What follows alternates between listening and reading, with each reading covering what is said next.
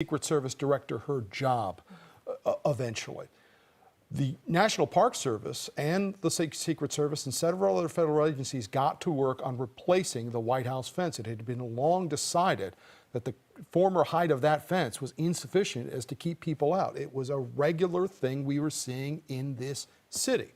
It took years, planning, meetings, different kinds of engineers studying what the proper height should be, what the aesthetics should be. Yeah. It's not just about security when you're talking about putting these things up. And remember, the White House already had a fence. The Capitol and the members of Congress and the senators are, from their viewpoint, cautious of this because they view the Capitol complex as what they call the People's House. We've heard that referred to as the White House, though.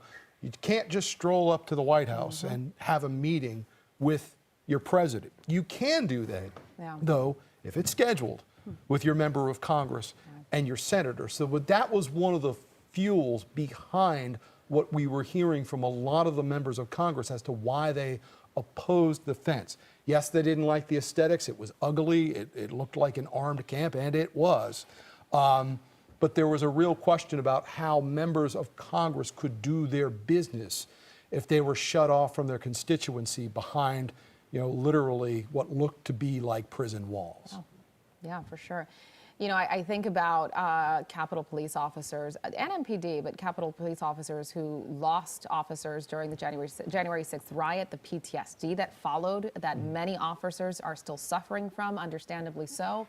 The incident that happened with the one Capitol Police officer, I believe it was a few weeks later, who died as well. And while this isn't hundreds of people, right, storming the Capitol, it still brings up those memories of fear, but also the real issues they have with not having enough manpower, right? That's been a topic of conversation. And you're right. I mean, far be it from any of us to try to be armchair psychologists with any of these people who are in law enforcement these days, because it is a tough job any time of the day. But you think about what these officers have faced, a constant threat, constantly. It wears on them. They need more officers. They will tell you they need more officers. Yeah. They're working overtime. They're working. Yeah. I knew one of the officers that lost their lives, Howie Liebengood. Howie worked for the United States Capitol Police at the door of the Russell Senate office building, where you see us do a lot of our live shots on Capitol Hill. For years, he was the friendliest face that you'd ever want to see on your way into a day at work. He's no longer with us. Now, we don't know what his situation was that day. However, one of Howie was too much. And we've had several of this right now. So yes, hats off to these individuals in law enforcement who are responding to the scene this morning, because, they are doing the job of protecting us. But throughout these hearings and throughout these debates and throughout all these arguments about what security should look like on the Capitol Hill, you're right. It does need to be factored into this conversation at some point as to the wear and tear of what this is doing to our law enforcement when they are in a constant siege situation where at any moment and at any day they could be facing a situation like this. And I think that's heightened because, as we talked about this is the nation's capital. So it is unfortunately, it is a target because this is where our political decisions for the entire country and in a lot of parts of the world are made. So anytime you go down in this area, if you're a regular person, you're driving down this main street right here before the barriers are up, you can drive down that street, but on the side, you'll see those metal grates and barriers that we talk about. You'll see armed guards from the Capitol Police in different areas. If you make the wrong turn, they want to know where you're going. So you're right. This is a job where basically you can't. There's no time off. When you clock in, you're there. There's no sleeping. There's no. I'm gonna turn my attention somewhere else because at any moment, because this is the nation's capital, things could happen. Yeah, and it's the balance that you make between making that decision as to what you keep open as a public space and what you keep open with regards to an eye towards security and particularly a possible domestic terror attack. I think a good example might be Times Square in New York City. Times Square in New York City, where millions of people pre-pandemic would come from around the world to see that space. when you go to Times Square, it is not uncommon to see heavily armed, what they call Hercules teams from the NYPD patrolling that area. It's a very visible show of force. However, they are there for a reason. And if something were to happen, and tragically, we know even in Times Square, we've had incidents with people engaging in vehicular attacks and things like that over the years. So as we move forward from this, there are things that we're seeing this morning that I think are probably direct results of what we've experienced over this year, because they know how quickly these things can accelerate, and the threat is real. Both the FBI and domestic terror experts had said flatly that there is a heightened concern right now. Yes, we're always going to have an international terror concern, but one of the things they're very concerned right now is what is going on domestically in the United States, attacks that could be launched from here in the continental U.S. Yeah, I just saw someone say we have to protect law enforcement as they protect us. You know, it goes both ways, so certainly something needs to happen. I think what we're seeing there is that line of vehicles there right now. Those appear to be fire trucks and ambulances and some tow trucks as well too. Basically standing by in the event that they are needed. They appear to be far enough away from that incident that they are just in that area right now in regards to being available if they are called on for any reason.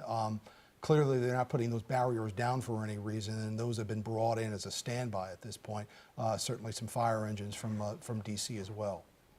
When we talk about the evacuations, do we know if any of the people are being evacuated from one building to perhaps another? What does that look like? What I can tell you is about what I've experienced, because I've experienced several of these evacuations.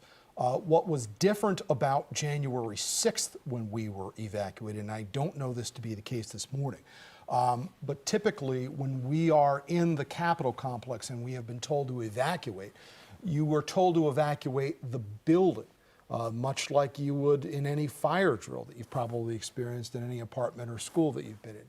What was different about January 6th was once we got to the exit doors that day, Capitol Police were not directing us to the exit doors. They were directing us down into the basement, the subterranean levels of the building. In fact, the building you're looking at right now, the Rayburn House office building, that is eventually where I wound up that night because of the fact that we were being taken to secure locations.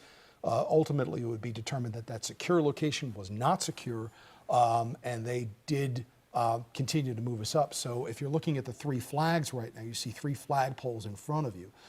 We would have started at the one at the far left, moved to the Longworth office building, which is where you're seeing the second one, and then down to the Rayburn building, which was farther down along.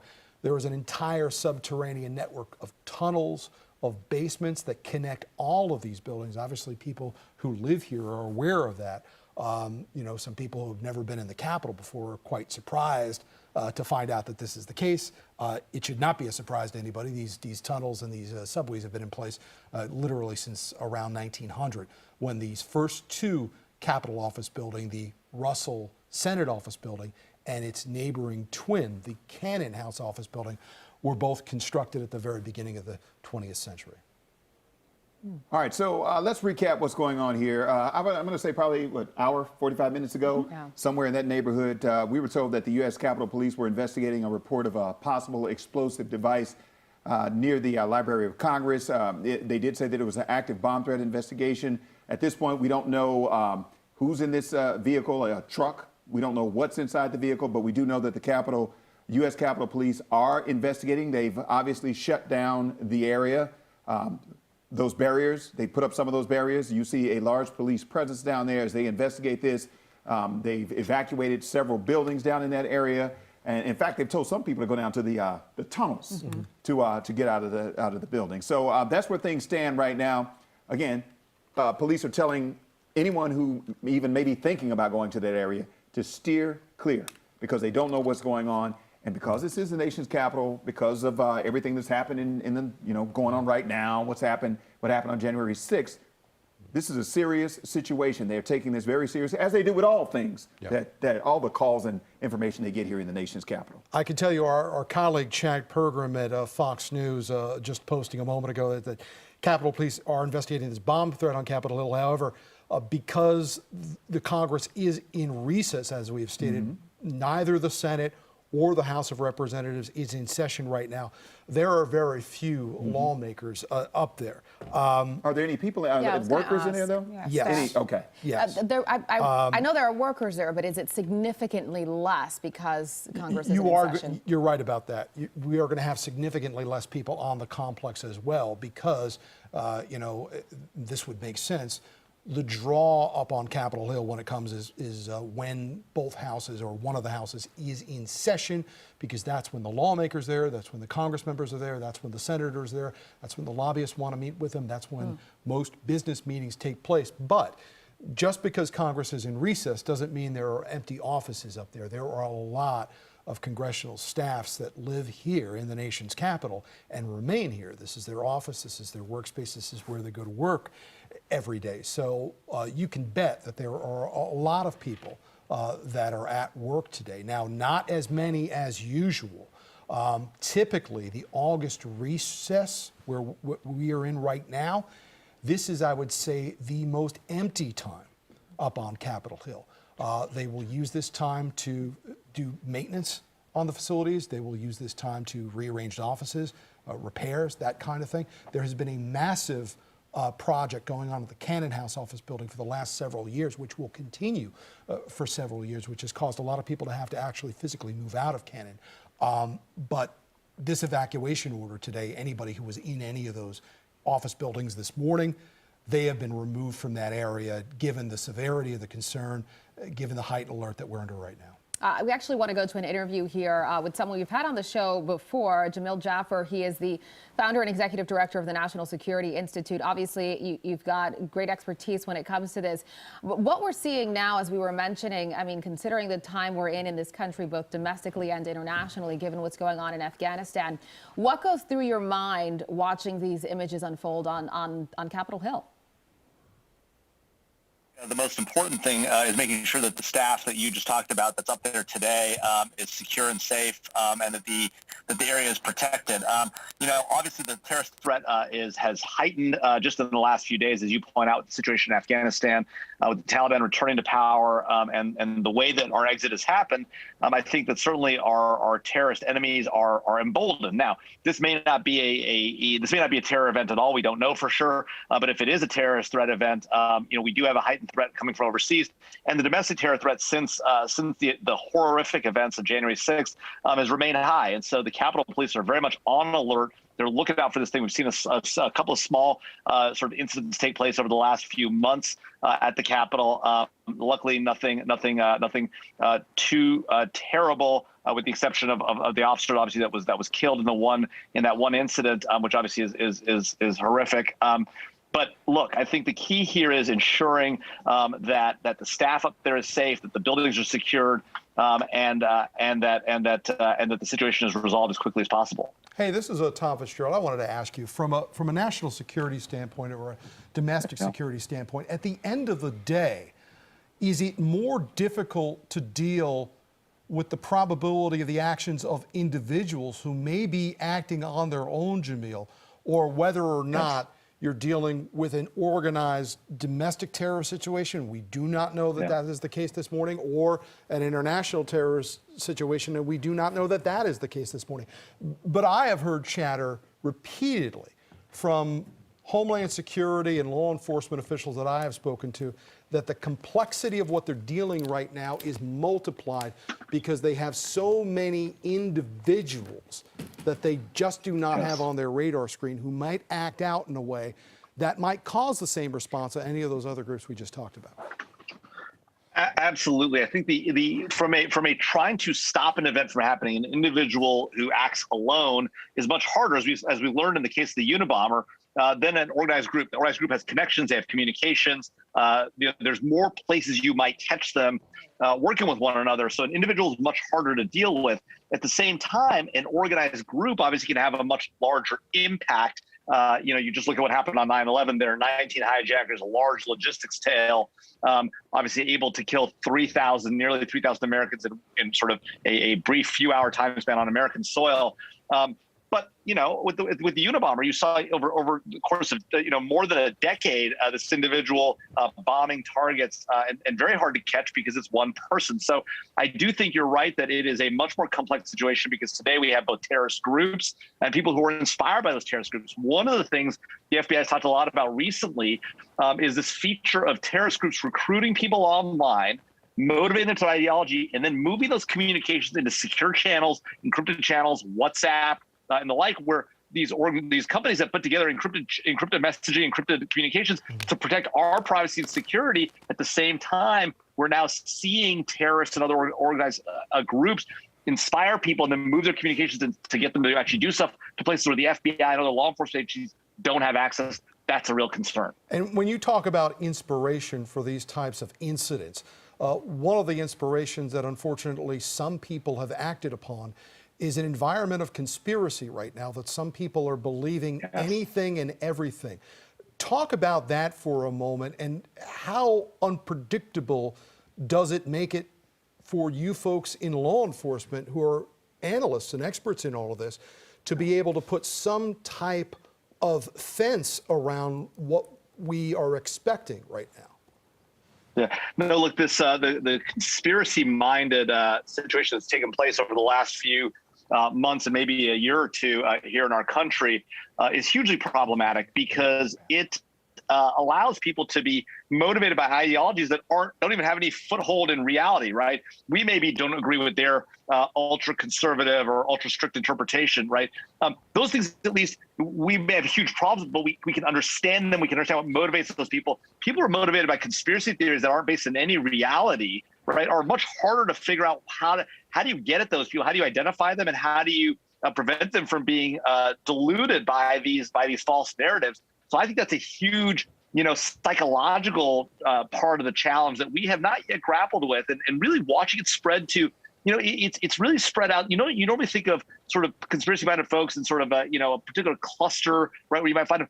These conspiracy theories that we've seen over the last few weeks, months, and years really have spread to a broad portion, a surprisingly large and broad portion, diverse portion of the American public, and it's very troubling. The other thing to know about these conspiracy theories, right, is that a lot of what's underlying them is also motivated and moved by nation-state behavior. So we've seen the Russians in particular, but also the Chinese, playing into some of these conspiracy-minded situations, not necessarily creating them, but playing into them and amplifying them in an effort to create more discord and dissension in our country. That's itself a huge problem, because now you've got a combination of these domestic conspiracy theories combining with foreign influence, really creating a powder keg of potential problems for our country. Jamil, Marissa Mitchell here. You talk about how complex this situation is, and we were here talking about just the weight of the emotion and even the psyche that law enforcement are dealing with just within the last year when it comes to real threats as well as the conspiracy theories that you mentioned. How are members of law enforcement, from your perspective, holding up? Because for me, at least, these images are quite scary to see all over again. Yeah, no, Marissa, it's got to be deeply concerning for our law enforcement folks. They are on the front lines of these battles. As you think about it, we talk about first line responders in the healthcare scenarios we've seen over the last year and the heroic efforts they have undertaken to keep Americans safe from the pandemic of COVID-19. But we oftentimes forget and sort of look past the police and law enforcement folks to Homeland Security, our military officers and enlisted members who are literally on the front lines of potential threats to their lives every day. So as you watch a lockdown like this, and we're all worried about the Capitol Hill staff that are up there. I used to be a staffer both on the House side there, as those pictures that you're showing, but also on the Senate side.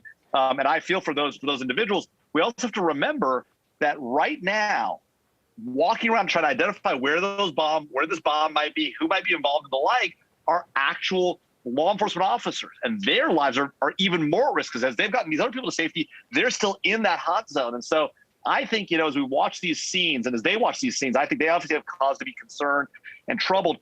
But as we watch these scenes, we should be thinking about the law enforcement men and women who are there on the front lines, our men and women in Afghanistan today, the 7,000 troops who are at that air base at Hamid Karzai airport who are helping get people out, right? I mean, they're the ones who are lives on the line every day. And so they're protecting American citizens in Afghanistan, American citizens and the like on Capitol Hill. They're the ones putting their lives at risk, and we owe them a debt of gratitude and a huge amount of respect. And so when you see that law enforcement officer on the street or that military officer on that airplane, you know, just give them a thank you for your service. And that alone, I think, will keep them motivated to do the job that keeps us all safe. All right, Jamil, this is Wisdom here. We know that this is the nation's capital. It's different than any other city in the country because of what goes on here. And you talked about the law enforcement. Go through the process and we get, there are threats. Everybody up here knows that they get threats all the time. But when this goes out to them, to the Capitol Police, since they're in charge, talk about the process of how this works. So the Capitol Police get the alert, how they coordinate with everybody else, how they go through the clearing process. Get into detail about that just a little. You know, it's a great question because, as you point out, the federal district is a very unique entity with a huge number of law enforcement entities, huge number of military and federal agencies, all who have joint jurisdiction in this area. When it comes to the Capitol complex, the people in charge of the immediate response of the Capitol Police, as you correctly point out, overseeing them are the sergeant at arms of the relevant houses of the House and the Senate. They coordinate very directly on the protection of the Capitol writ large. And the Capitol Police are there to serve and protect that portion. They obviously are working closely with Metropolitan D.C. Police also, who guard the area immediately outside the Capitol complex itself. Of course, the Federal Bureau of Investigations in any investigation of a terrorist threat or a potential bomb or the like is oftentimes brought in, as will be the Bureau of Alcohol, Tobacco, and Firearms. So a lot of law enforcement agencies probably descending on this scene. They have established protocols and procedures about who's in charge and who's directing traffic. But you'll see a convergence of that. And then, of course, if the situation gets out of hand, as we saw on January 6th, there is the ability with the D.C. National Guard to be federalized and brought to bear on the problem, as well as a whole slew of other law enforcement agencies in the area. But the primary ones I'd be looking at right now today, Capitol Police, Metro D.C. Police, the Bureau, and ATF. Those are the main ones. Now, as far as clearing the buildings, what you typically have, and again, it's been a while since I've been up on Capitol Hill, but when I was up there, the way this played out was an alarm and announcement would go out. There are phone, cell phone, and email announcements that go out. The Capitol complex is on lockdown. You're either told to shelter in place or move to safe locations. There are practice drills. It's kind of like if you remember when you were in school, in high school or elementary school, you'd have these locations where you would go. So every office has a place they go on the compound, which is away from other buildings in case it's like an earthquake or the like. And that way you're safe and they know where to check you out. In your office, each person has a roster of who's in the office. They have sort of I kid you not, a vest you put on, that demonstrates you're the emergency disaster coordination person. You take everybody out, make sure they get to safety. You do a check to see who's there and who's not accounted for. And then you report that up, and that all gets fed into the command center that's been established by the Capitol Police to ensure that everyone is safe and secure. And then they'll literally, where the threat is, they'll go door to door. And as I mentioned, the role of these law enforcement officers and the sacrifice they're putting on the line, they'll go door to door where the bomb might be and figure out, or where the threat might be, to figure out, is there a person, is there a device, do we need to bring in bomb squad dogs and the like to figure out what's happening there, a robot or the like to detonate whatever device there may be. If in fact there is a device, we don't know again for sure what exactly is happening right now. Okay, Jamil Jaffer, Executive Director of the National Security Institute. Always great having you on, and certainly appreciate your insight, especially with situations like this. Well, we'll bring you back on if we see anything new develop, but thank you so much for your time. Thanks so much. All right, we want to send it back out to our reporter on scene, Sierra Fox. She's been there for the last hour or so. Sierra, are you seeing anything new, and have you learned any new information? I know this is still developing. Well, let's see your face again. Okay, can you turn the phone? Okay, go ahead, go. Go ahead, Sierra.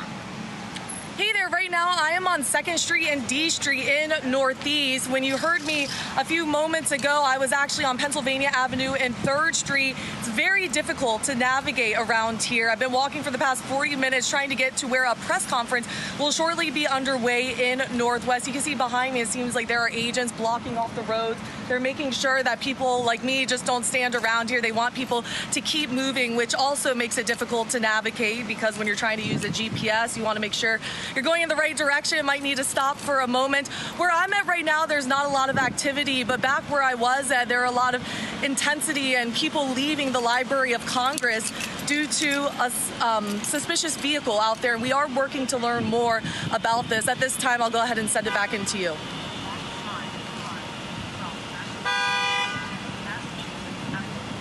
All right, Sierra, thank you. As you mentioned there, Sierra reporting live on the scene. And as you can imagine, given that this is a fluid situation, police are trying to get this all further under control, that it's going to be hard to navigate there. So if it's hard to navigate as a pedestrian, even more so if you're driving around. And with that, Aaron, we'd like to get more on the traffic situation because we know that authorities there have asked people to avoid the area at all costs. This is a pretty large area.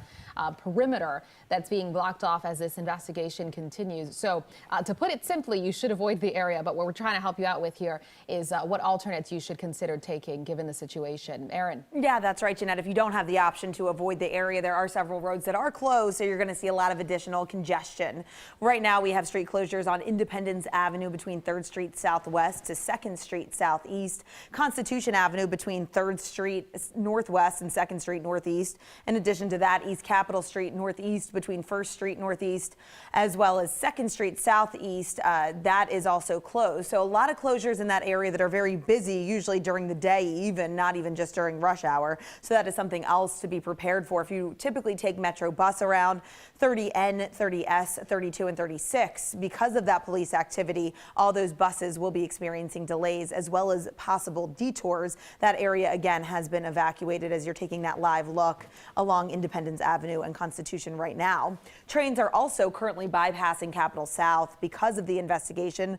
The Blue Line, Orange Line, and Silver Line shuttle buses have been requested to get you around that, and Metro Rail letting everyone know that if you're trying to get near Capitol South, you have the option to walk about 5 minutes or so to Federal Center Southwest or catch a 30-line bus to Eastern Market. But again, also watch out if you take the bus for delays and additional volume, and asking everyone, if at all possible, to avoid that intersection in those roads that are closed at this time. We'll certainly let you know when things start to reopen, but it doesn't look like this active investigation will be wrapping anytime soon. I know Sierra Fox has a different perspective from live on the scene as well. Go, Sierra. Hey there, right now I am at Massachusetts Avenue and 2nd Street in Northeast. About 40 minutes ago, I was at Pennsylvania and 3rd Street in Northeast, and a much different scene there. A lot of roads are blocked off, lots of police activity. I could actually see people leaving the Library of Congress, coming out of the building, and also they were asking journalists to move back. Since that time, they've added more street closures. This area is very difficult to navigate. Right now, I'm actually trying to make it to 1st and Constitution in Northwest to meet my photographer for a press conference, and the road closures are making it difficult. Also, agents out here in police and law enforcement, they want people to keep moving, not stopping and going, obviously, of course, for their safety. I have gotten a chance to speak with people out here walking about. It seems like, you know, they're just like saying that it's a crazy situation. Some people are tourists visiting, and they said it's such a bad time to be here in the nation's capital with the uncertainty of what's going on. Of course, the Capitol is a place you want to get up close to and be able to see, and unfortunately, they're not able to do that now, even though it was on their itinerary. And as for the people who work in this area, some of them have had to leave work and they're going back home for the day. They've told me that as well. Again, it's just very difficult to navigate the streets around here, so it is best to avoid the Capitol Hill area at this time. Fox 5 is working to learn more about the situation. Like I mentioned, I am heading to a press conference right now, and when we learn more, we'll definitely keep you up to date with the latest. Thanks for that, Sierra. We do have some new information to report. We understand that authorities are now communicating with the man who's inside of that pickup truck with the suspected explosive. They are investigating that situation. We understand he's possibly writing notes back and forth, and they're trying to see if that device is operable and if he also has a detonator potentially in his presence. I want to get you, Fitz, on this. You are a veteran in the market, been covering this area for decades. You don't have to keep saying that. Well, the thing is, I want you to put it giving in you props, perspective Fitz. because Sierra Fox, she's doing I a good know job, I'm but she's old. limited. She's limited into what she can show us. So put it in perspective in terms of the evacuations, the law enforcement activity that's happening there now that we can't see all of it. Well, I will tell you, there is a deep sense of familiarity as to what we're seeing here this morning. Over the years, we have seen this at, you name the location in our region, Anacostia Naval Base, Andrews Joint Base. We have seen these kinds of incidents. Many times, they turn out to be all cleared. Now, the one piece of news that you just delivered is probably the best news we've heard so far in all of this, in that law enforcement officials appear to be in communication with this individual. That, certainly this is not a situation anybody would desire this morning in the nation's capital. However, the fact that this individual is in communication with law enforcement right now, that they are able to see whether or not he has a detonator or she has a detonator in their hand. That at least allows for the possibility of negotiations to proceed with this individual and hopefully, I think everyone would agree with this, bring whatever this situation is to a peaceful resolution of this morning. While that is the hope, police, as we know, with these types of situations, you hope for the best, prepare for the worst. And so we understand that snipers are also being sent out. This is a fluid situation, right? This is not something that's over and done with, and police are just investigating what exactly happened. This is happening as we speak. As Fitz mentioned there, they're trying to negotiate with this man, finding out if he has a detonator, if it's active, which would obviously completely change things and what could possibly happen. So snipers, again, are at the scene just in case things don't turn out in the best way. I'll tell you, these bomb threats are taking very seriously. Back in November of 2018, there was an individual by the name of Cesar Sayoc out of Florida who mailed more than a dozen explosive devices to media organizations. One was delivered to the Washington, D.C. home of former President Barack Obama and former First Lady Michelle Obama. There were media figures who also received this. That basically paralyzed the entire East Coast for one day because they did not know exactly as to the explosive nature of these devices and to what possible harm they could do. Whatever precautions, whatever security steps, whatever lockdowns they need to do this morning, they're going to do. And I should stop saying this morning because we've just passed over the 12 o'clock noon mark at this moment. But the response we're seeing this morning is clearly in proportion to what they are concerned about. Now, we might not have heard from law enforcement officials, but there's some things that we can see with our own eyes and determine for this. This isn't a fire drill. This is the real thing going on right now. And I think there's a proportional response to how concerned they are about this. We've seen suspicious vehicles before. We've seen suspicious packages before. We don't quite always see this unless it is something very concerning to law enforcement. Well, also, we heard the report and found the pipe bomb, right outside the DNC and RNC headquarters. Correct. And, by chance of coincidence, the day of the January 6th insurrection, I parked my car just about dead center between where the Democratic National Committee headquarters are and where the Republican National Committee headquarters are. They are only about 3 blocks away from each other. That individual has never been arrested. There have been FBI bulletins out. There have been requests for information. There is crystal clear video of that individual who placed those pipe bombs that night. That individual, as we sit here right now watching this scene, has still not been placed under arrest. So there is precedent for why we are seeing the kind of response that we're seeing this morning. Clearly they don't want anybody getting hurt in all of this, but it has been a miracle up to this point that nobody has. So they want to be able to continue on that footprint. But you're right, if there are other elements of law enforcement coming into this situation right now, they have multiple routes to resolve this. And you and mentioned they're hoping to resolve right. it peacefully. We've talked about this all morning long as well, about all the threats and the challenges and everything that goes on here when it comes to potential dangers in this area. I go all the way back to 2003, March 2003, when we covered Tractor Man. Similar situation. There was a threat. Tractor Man pulled into the Constitution Gardens. I believe that's what it was. That's exactly what it was. Yeah, It was, he pulled into and it took two to 3 days. He sat there with the threat of a bomb. That was back in 2003. I was down there. I think you were down there as well. I was on the morning shift and you were on a different shift. Yeah. But we were covering Tractor Man, pulls a tractor. He's from North Carolina. His name was Dwight. I can't remember his last name. He got 16 months in jail for this. Held up, everything was shut down for 2 to 3 days.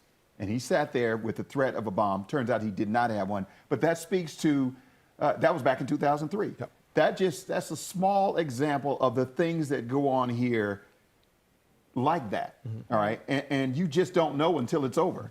We have this situation right here. We don't know what's going on here. We don't know whether it's legit or not. But at the time, we thought Dwight in that tractor from North Carolina had a bomb. Yeah, there's a long precedence of this. There was an incident in the 1980s that a lot of our viewers will remember where an individual drove a white box truck.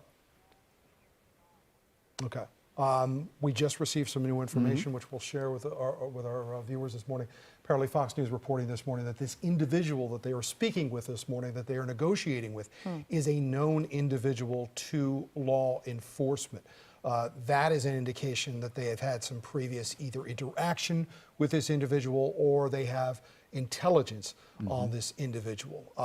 So there may be a way for them to communicate with this individual, being given the fact that they know who he is and they are able to conduct these negotiations. And that does give them a lot to work with. Right now they know who exactly they are dealing with, how much of a threat he is, what he's done in the past, perhaps who they can get in touch with, who might know him, might know what he had planned, things like that. This compared to not knowing who they're dealing with at all. Well, it puts some of the conversation we just had with Jamil into some perspective right now, because one of the things Jamil was saying was the most difficult thing for law enforcement to deal with is a lone wolf that they have never had on their radar screen before. Somebody who just comes in out of the blue, acts in a certain way, takes an action, God forbid, and they don't know who he is, and they have to then re-engineer back through the course. You'll remember during the attack on the United States Capitol in April that tragically cost the life of that U.S. Capitol police officer who was at that barricade. They did have to take some time to figure out who that individual was. If they do have an idea, a line, a beat on this person, we can get a better sense of what it is they're dealing with right now. We do have a tweet here we're showing you here on the screen. It says police are investigating whether the suspect in the truck on Capitol Hill has some sort of detonator, which we told you about just a few minutes ago. But the detonator, whether it's connected to the fuel, police are negotiating with the suspect. Fox is told this is a known figure to law enforcement, police trying to determine the validity of the threat, whether this in fact is something that could happen, right? Is this detonator up and active, and could it detonate a possible bomb? So, it's interesting. Well, Fitz, I want you to finish what you were saying. Well, what I will, just to pick up on what you just pointed out, one thing I can tell you with working alongside and learning from Bob's squad, law enforcement officials over the years, they do not treat these devices differently in their minds, meaning that there is no fake bomb to them. If they see a device that they believe to be an explosive device, they treat it as such. Whether or not it has any, classic, what you may have in your mind of what an explosive device may look like, the experts will treat it as if it is an explosive device. So whether it turns out to be an inert device, whether it turns out to be something that was built to look like an explosive device, it doesn't matter to bomb technicians. They treat it as such because you cannot take the chance that you make a calculation on that and that could be wrong. Absolutely. So given that news that we just passed along, obviously a very serious situation. Let's go over to a press conference that's set to get underway with police, Capitol Police. Let's take you live there now. I'm Tim Barber. I'm the Public Information Officer for the United States Capitol Police Department. You're going to be hearing from our new Chief, Tom Manger, and he is accompanied by D.C. Metropolitan Police Department Chief Robert Conti. Chief Manger. First, I want to thank you all for your patience. Sorry to keep you so far away, but safety is our number one focus on this during this incident. Around 9:15 this morning, a man in a black pickup truck drove onto the sidewalk in front of the Library of Congress near First and Independence Southeast. We responded to a disturbance call.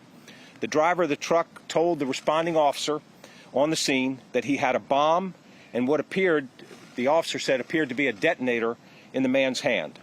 So we immediately evacuated the nearby buildings.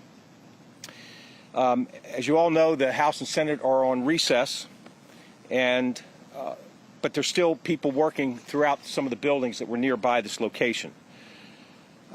I don't want to get into the negotiations that are ongoing. I know that some information has come out been live streamed, so I know you all may have some information, but my negotiators are hard at work trying to have a peaceful resolution to this incident.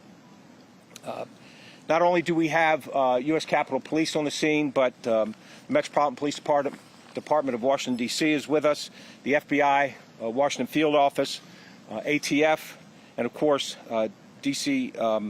Fire and EMS. So I'll take any questions that you all have. Chief Major, can you tell us why he's doing this? Is the suspect live streaming hurting your investigation, or is it helping your investigation? So we're trying to get as much information as we can to find a way to peacefully resolve this. So we are in communication with the suspect, but I don't want to talk about exactly what we're talking about because the negotiations are ongoing. Chief Major, can you tell us why he's doing this? We don't know what his motives are at this time. Chief, what can you tell us about the suspect? Do you know if he is a veteran of the Afghan War, of the war in Iraq? We don't know a whole lot. We do have a possible name and identity of the suspect, but we don't have much information at all about him at this time. We are going to give periodic updates, and I'm sorry we don't have more information because this really is an ongoing situation, but we'll give you another periodic update shortly. Is there any threat to the neighborhood nearby here?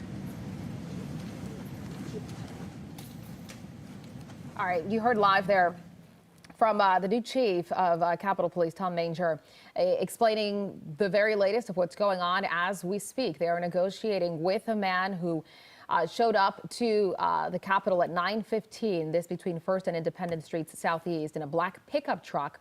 And he told an officer that he had a bomb. The officer noticed what appeared to be a detonator. Again, they're trying to confirm whether or not this detonator is legitimate. And not much is being said about these ongoing negotiations. Of course, this is standard procedure. You don't want to talk about what is happening at the moment when you're negotiating with a suspect who threatens to have a bomb.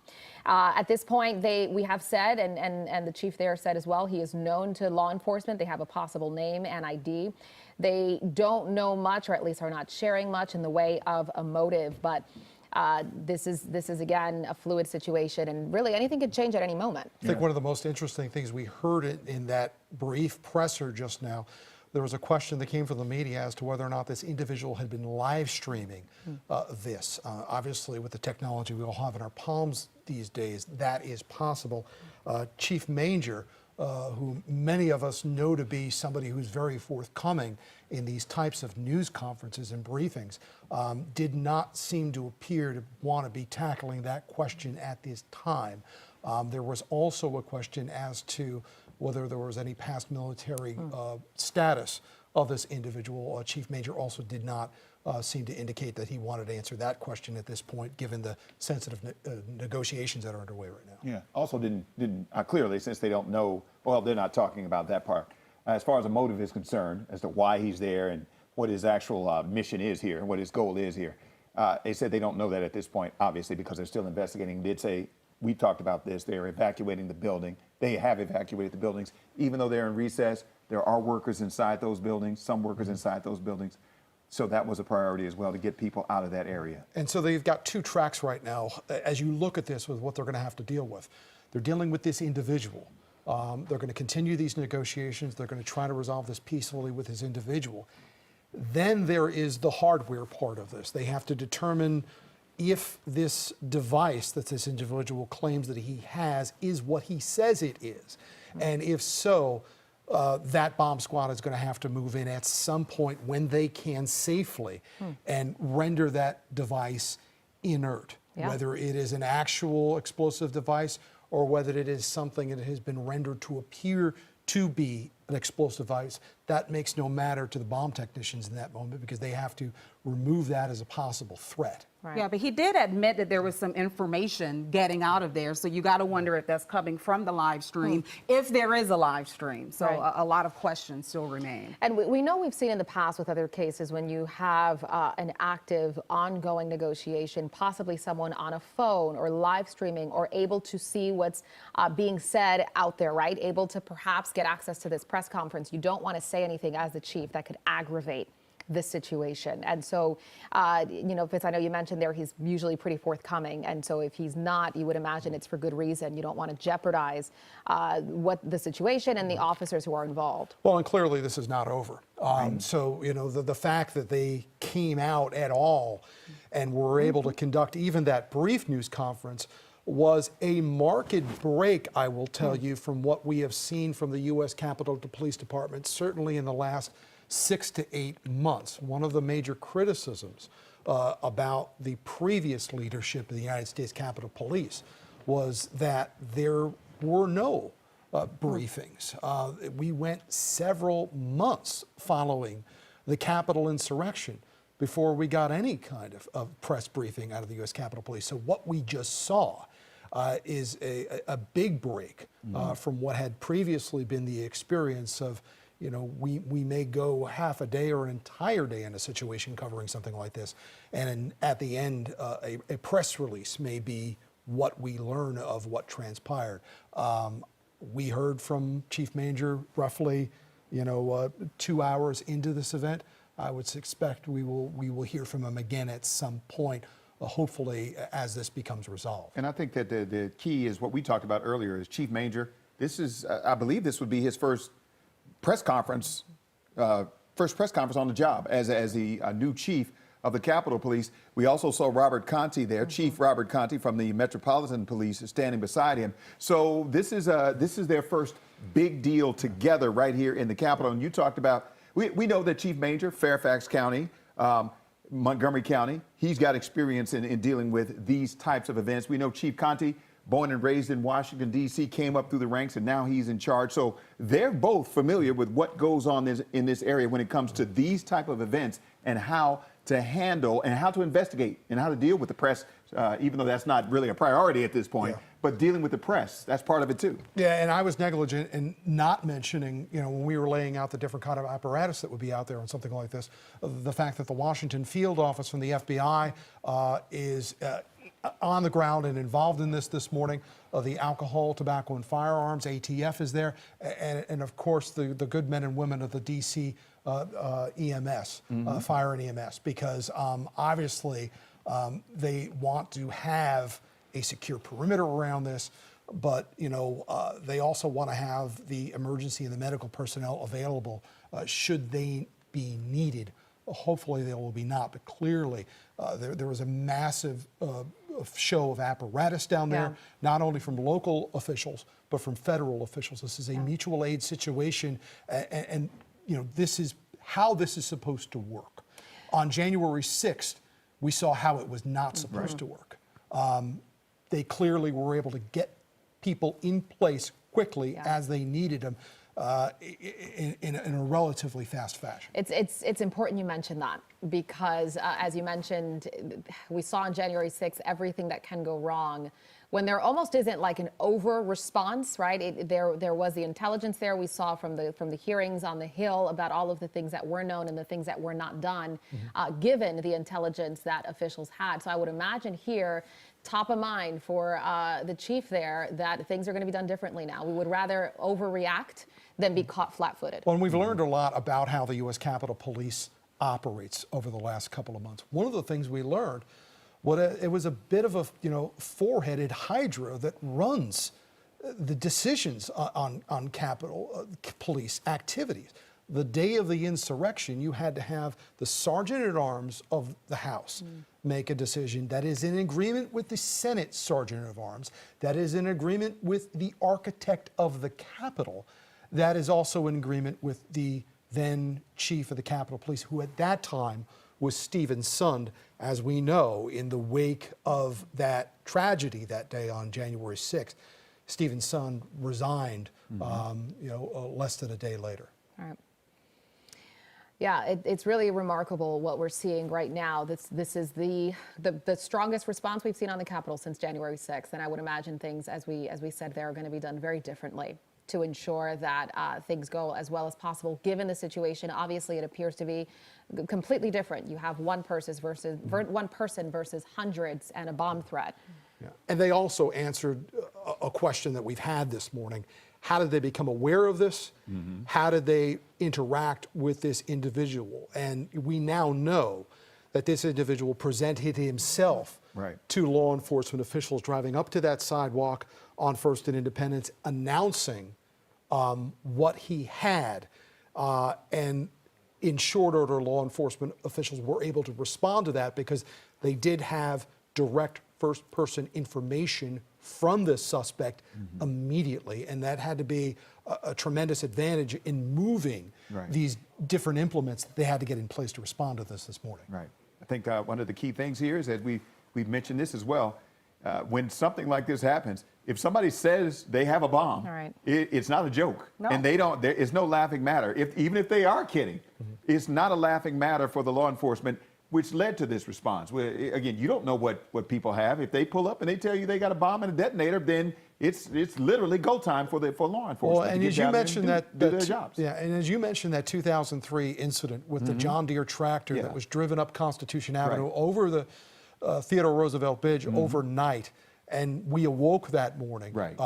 Now almost 2 decades ago. And that went on for 3 days. We did not know anything about that individual beyond what that individual said is what he had. He claimed to have an explosive device. Turned out he did not. But we don't know that at this moment as we sit here right now and we watch this scene. Clearly, from what our own eyes are telling us right now, law enforcement officials are extremely concerned about this, not only because of what that officer who responded to this initially may have seen with his own eyes, but what this suspect is telling law enforcement officials about what his own capabilities are at this moment. And you gotta wonder what it says about the suspect, right? That he chose to tell police, inform police, essentially make this bomb threat. And whether things could have been different had he decided not to do that, whether it's a statement he's trying to make, something he's trying to do. Police obviously know more than we do right now, but it'd be interesting to I'm hoping we can get Jamil Jaffer on or someone with that type of expertise to know what it says about a suspect when they decide to confront police themselves. Well, what I can tell you from having covered incidents like this, it now narrows the field of vision to what we're dealing with. When we originally sat down this morning, we did not know exactly what this was. Was this a foreign event, a foreign or domestic terror event, given the events that we've been tracking in Afghanistan over the last couple of days? That has been a heightened concern in the nation's capital, especially with the 9/11 20th anniversary coming on a couple of weeks. We now have a clearer picture as we sit here right now of one individual who has been known to law enforcement and that they are now actively engaged in negotiations. So our field of view of what this could be is a little more honed in than was probably about 20 minutes ago. As we mentioned about 10, 15 minutes ago, we heard from Chief Tom Manger giving us as much information as they could pass along, given that this is happening as we speak, the negotiations with the suspect. We want to briefly give you an idea of what was shared at that press conference. Take a listen. Around 9:15 this morning, a man in a black pickup truck drove onto the sidewalk in front of the Library of Congress near First and Independence Southeast. We responded to a disturbance call. The driver of the truck told the responding officer on the scene that he had a bomb and what appeared, the officer said, appeared to be a detonator in the man's hand. So we immediately evacuated the nearby buildings.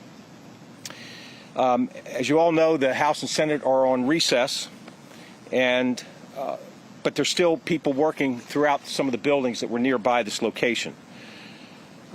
I don't want to get into the negotiations that are ongoing. I know that some information has come out on, been live streamed, so I know you all may have some information, but my negotiators are hard at work trying to have a peaceful resolution to this incident.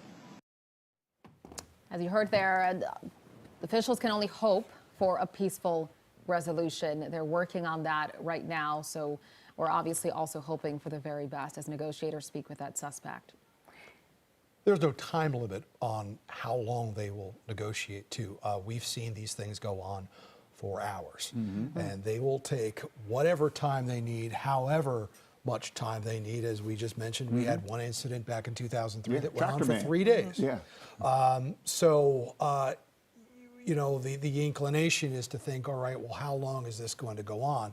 The quick answer would be it's going to go on as long as they need it to go on to continue these negotiations, and as Chief Major just said, resolve this in a peaceable fashion. And we know also in that news conference, we just played what he said, but there were reporters there obviously asking questions, and two, one that stood out to me most was asking, is the suspect live streaming right now during these negotiations?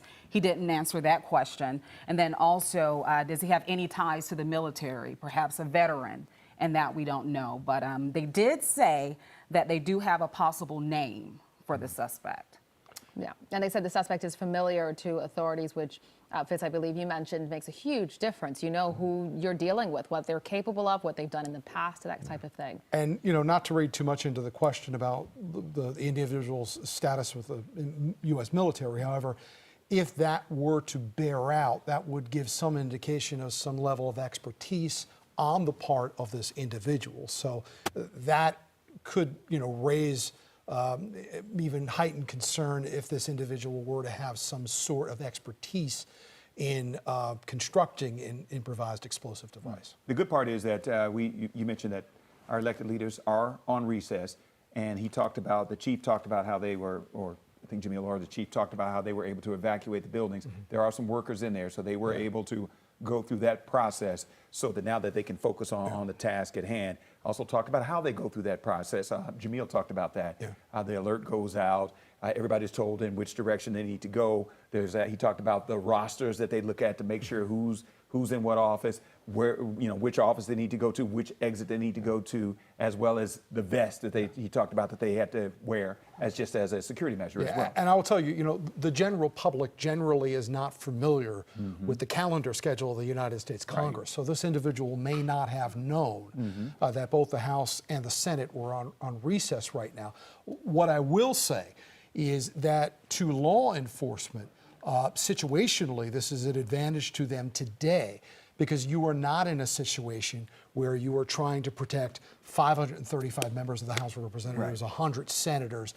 Yes, there is a workforce up there at the Capitol complex this morning, but it is clearly not what you would have on a typical workday when both the House and Senate are in session. They are able to devote their full attention to this situation, and not having the members of Congress up there, not having the senators up there, does allow them, in a way, to devote their full attention to this and not the personal security of members who are not there. Right. Massive coordinating effort as well, which is typical for Washington, D.C., with the Capitol Police, D.C.'s Metropolitan Police, the FBI, the ATF, fire and EMS from D.C. So this is a coordinated effort, which is, again, common here in Washington, D.C., because unlike a lot of most cities in this country, there are a lot of police agencies that are here.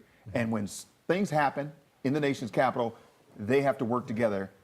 Like you said, though, unlike January 6th, there has to be a coordinated effort to make sure that the mission at hand is to stop whatever is going on. Right, and as we deal with this in the nation's capital, unfortunately, we have become all too familiar with this kind of scene. One of the discussions that has gone on over the past month, especially in regards to these hearings that have gone on in Capitol security, is what do you do with these members of Congress when they are not in the nation's capital? Do we need to create an arm of the U.S. Capitol Police, which is in effect a personal protective police force, almost like a Secret Service, as these individuals travel home to their home districts? Threats against members of Congress have exploded exponentially over the past year, so this is all going to be part of that conversation. We want to send it back out to our reporter, Sierra Fox. She's been on scene there for a couple of hours now. I know she's mentioned earlier about just how it's a little bit of organized chaos as police handle the situation. Sierra, what are you seeing now? Anything change? Hey, Jeanette, well, luckily I was able to make it here to where the press conference just happened at First and Constitution, and we've learned more about this situation. We're told a man pulled up to the sidewalk of the Library of Congress in a black pickup truck, and he told responding officers that he had a bomb, and an officer thought what he saw what he thought appeared to be a detonator. Of course, they evacuated nearby buildings. House and Senate is currently on recess, but there are still some people working. Of course, this area is very difficult to navigate, the Capitol Hill area, and a lot of roads are still blocked off at this time. They say they are still negotiating the situation with the man. They're working to find him, and they're just hoping that this ends peacefully. Okay. Sarah, thank you so much for getting us the latest on that. We appreciate that. She passed along what the chief said, what she's seeing there, and that's really the most we can do right now, given how limited the information is.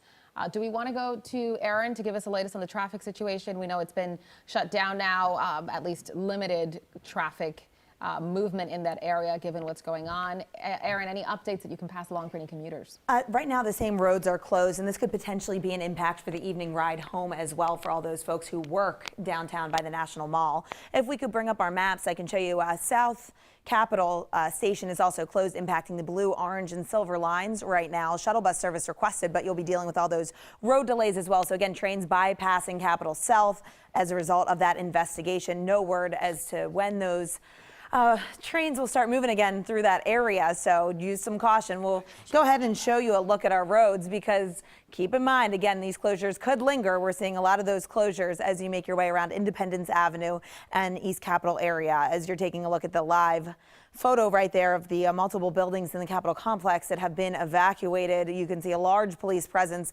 spanning several blocks where Sierra is with her crew. She is on the borders of that right now. They're not letting media very close to where the situation is going on. But again, at Aaron Fox 5 DC on Twitter, that is a view from above to show you no movement. Kind of eerie to see no traffic going on those streets right now at this time, right, guys? Yeah, this is as we're showing you multiple images from the ground, from the sky, as you mentioned, large police presence. If you just tuned in a few minutes ago, there has been a bomb threat at the Capitol. A man in a black pickup truck, MPD, FBI, ATF, a lot of police agencies working together to address the situation as we speak. They are negotiating with the suspect and trying to confirm whether or not the bomb is real, the detonator is real. But if it's, as you mentioned, they assume as much in all of these situations as the best precautionary measure that they can take. This is changing by the minute. Of course, we'll keep you posted throughout the day. You can follow us on Twitter and on Facebook, and we'll pass along any updates that we get. But the takeaway here, try to avoid that area as much as possible as this situation continues to unfold. Thank you so much for joining us. We'll keep you posted on air and online. We want to give you one last look here at the Capitol here. This is where we have some of our crew, where Sierra Fox was. And you can see some of the closure on the roads there. Clearly, that area for the rest of the day is someplace you probably want to avoid if you do not have business to be down there, because of the fact that all these road blockage, and clearly law enforcement area wants to keep that area clear of any individuals that do not need to be there. Right, and we mentioned it as well. We don't know how long this is going to take. It could be a couple of hours, it could end any minute now, or it could be a couple of days. We just don't know at this point. So all wanting and hoping for a peaceful resolution, for sure. All right, for now, we'll send it over to The Real. Thanks so much for joining us. Have a good day. Be safe.